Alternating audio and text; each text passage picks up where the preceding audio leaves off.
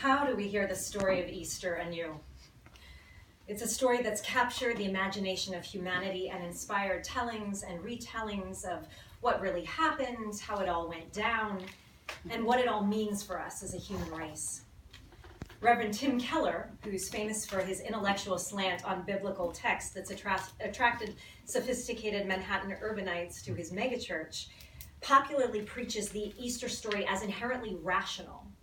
He's developed painstaking points in proof texting the events of the day when Mary shows up at the tomb and Jesus' body is gone, only to reappear to her in the flesh, risen against all odds. Pastor Rick Warren of the Evangelical Saddleback Church in California sums up the entire good news of the gospel as Jesus resurrected from the dead, with the topper being that his bodily resurrection means that we are all guaranteed an afterlife. If you are anything like me, left by these messages craving a way to connect to the story in maybe a different way, then you're in good company.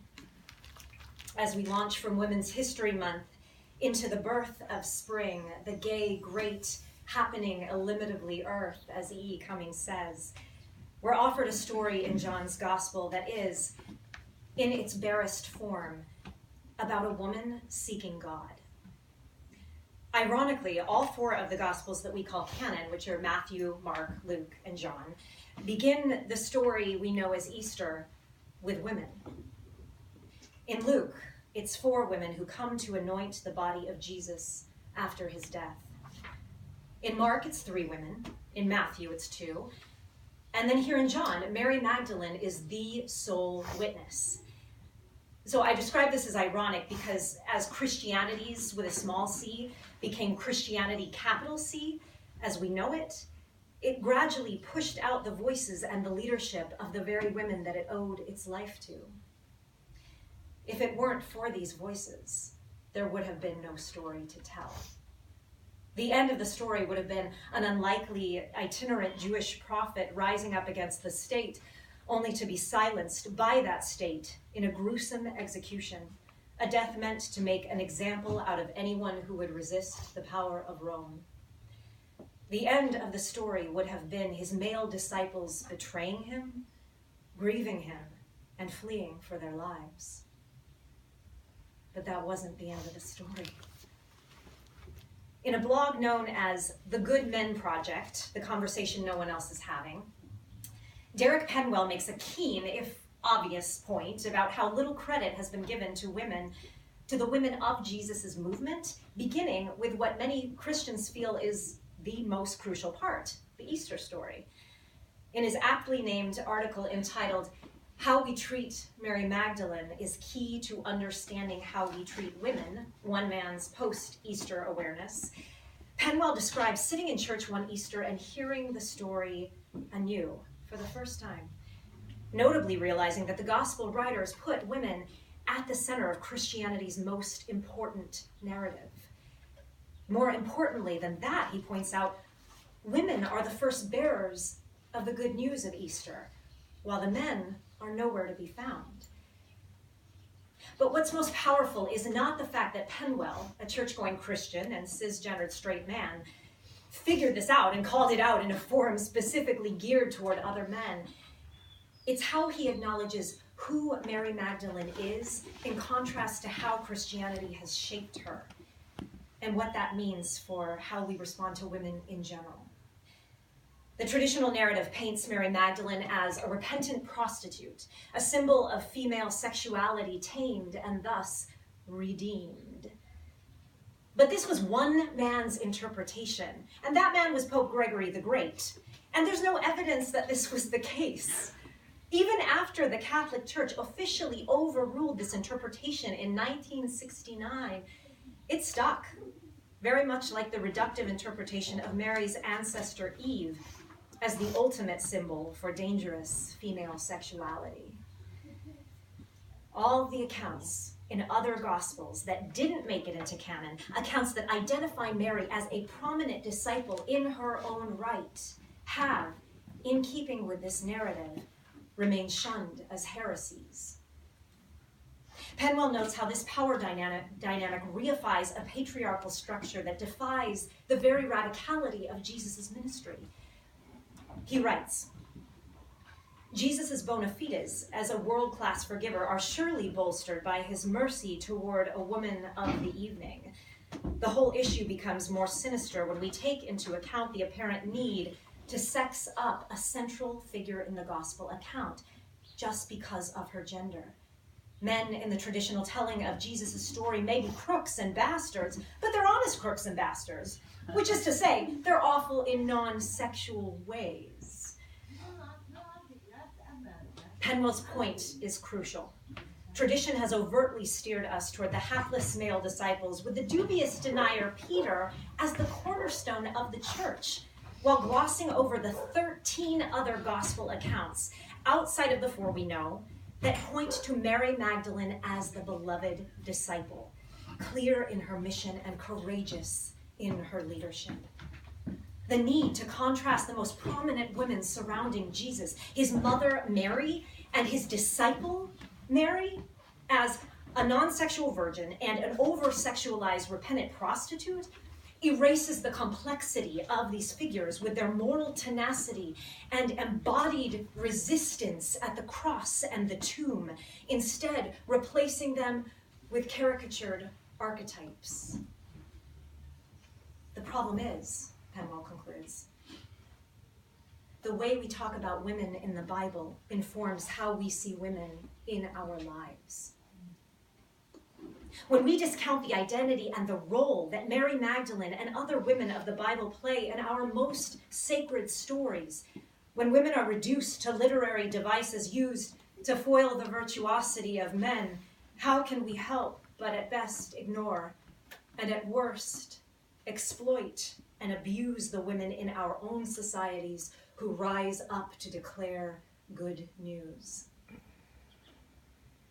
So it is that I unapologetically repeat that this good news, this proclamation that life had conquered death, that love had conquered terror, that the Rabbi Yeshua's ministry would never be silenced, was declared by a woman, as John tells it, a woman alone, a woman grieving, and still a woman who would not be moved. It is prophetic that this Easter season, another woman has risen up with unusual courage in the face of powerful forces that desire to silence her. This young woman is Emma Gonzalez, an 18-year-old student at Marjory Stoneman Douglas High School in Parkland, Florida.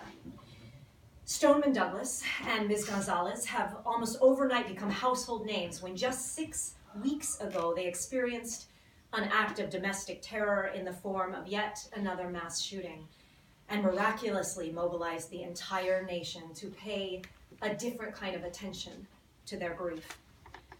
Now, for those of you who regularly come, I know that I have mentioned this particular issue, I want to say, for the last month, every single week, and here's why.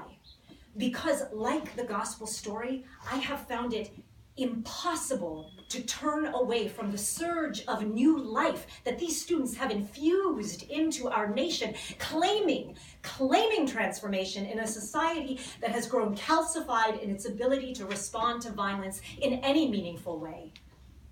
A society that, like the setting in which Easter sprung forth, had become so entrenched in unequal power structures that it was immobilized, trapped by generational trauma and a grief that could only feel powerless to create change.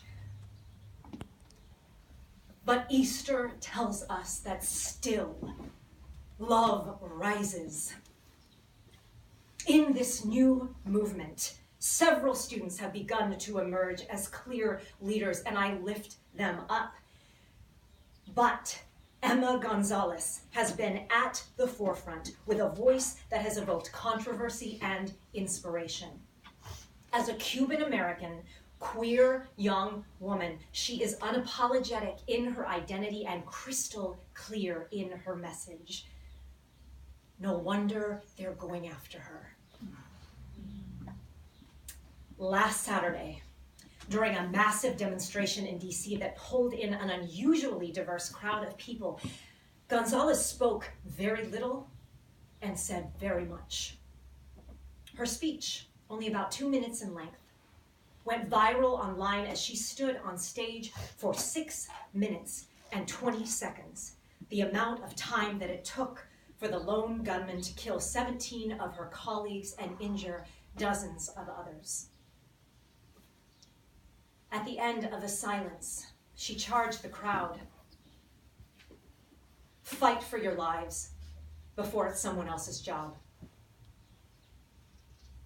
In her brief time as the emergent leader in the student-led movement, Gonzalez has written eloquent essays for Teen Vogue and Harper's Bazaar, and she's been covered by every major news publication in the country. In the same amount of time, she has been vilified, slandered, and mocked for who she is, how she speaks truth to power, and how she identifies. And yet, the face of this movement has become not the face of a clean-cut JFK-type young man, which her courageous and admirable colleague David Hogg resembles. And he is doing wonderful, wonderful work with her. But the face has become a person who identifies with multiple groups on the margins. This voice on the margins is the voice that has given pause to the ones in power. This voice on the margins is the voice that declares the good news that life is more powerful than death, and that if we value life, then we had better show it. What a fortuitous time for a movement about fighting for our lives to emerge as we remember, as we celebrate, as we proclaim with our faith and with our actions the truth of resurrection. The truth that it does not matter what faith tradition you identify with or how you interpret the events of Easter, because Jesus still rose up. He rose up when Mary stayed after all the others had left.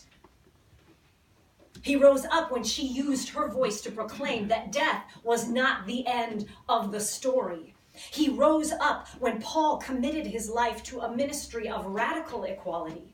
He rose up when rich and poor, Jew and Gentile, black and white, sat down at the same tables and broke the same bread under an empire 2,000 years ago that told them that human beings are commodities, and an empire that commodifies human beings right here and right now in 2018.